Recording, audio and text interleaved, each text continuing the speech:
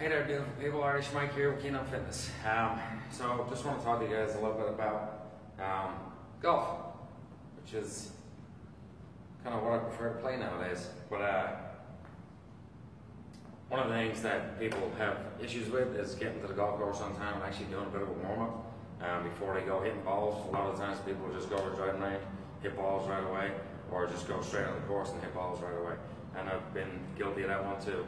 But there are some things that you should do in order to warm everything up. So we're going to talk about some exercises you can do, 8 and 9, 10 exercises that you can do.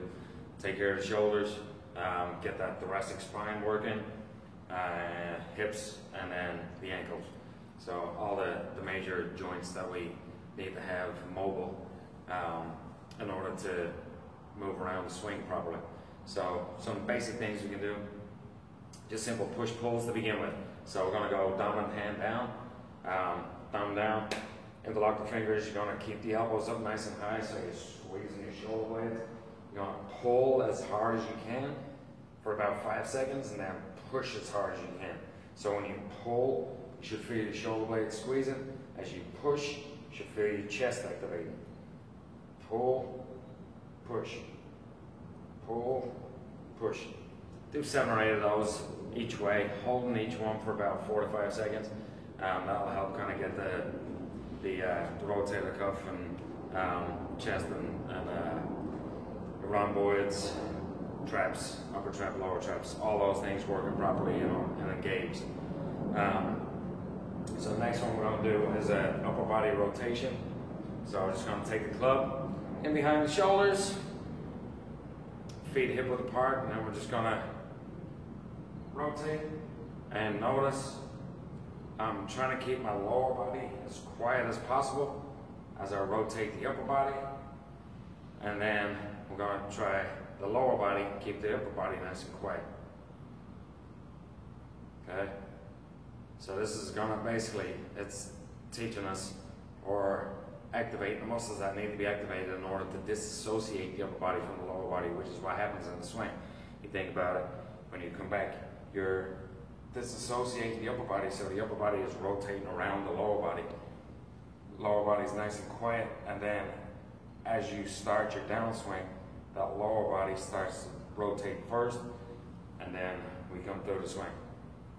So you want to disassociate upper body, lower body rotation. Then we'll do a little knee grab to where I'm just kind of opening up the hips a little bit. Pull that knee up. So this is going to work a little bit on your balance too. Pull the knee up as long as it feels a decent stretch. Just go ahead, pull up. Hold it for as long as you please. Do 2 to 3 reps on each side. Then we'll go on to a hip hinge. So a hip hinge is one of the most important things in the golf swing. You need to be able to hinge at the hips in order to get into a decent posture in order to make that swing.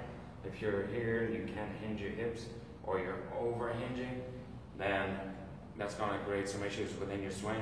So we want to really focus on just pushing the hips back while trying to maintain a neutral spine. So this is basically exactly what happens in the swing. We're in that neutral spine here. We swing, and then it's as we come through, it's that extension of the hips. So just working on activating the hamstrings, working on the hips again. Hips are really important. Then we have a hip flexor stretch.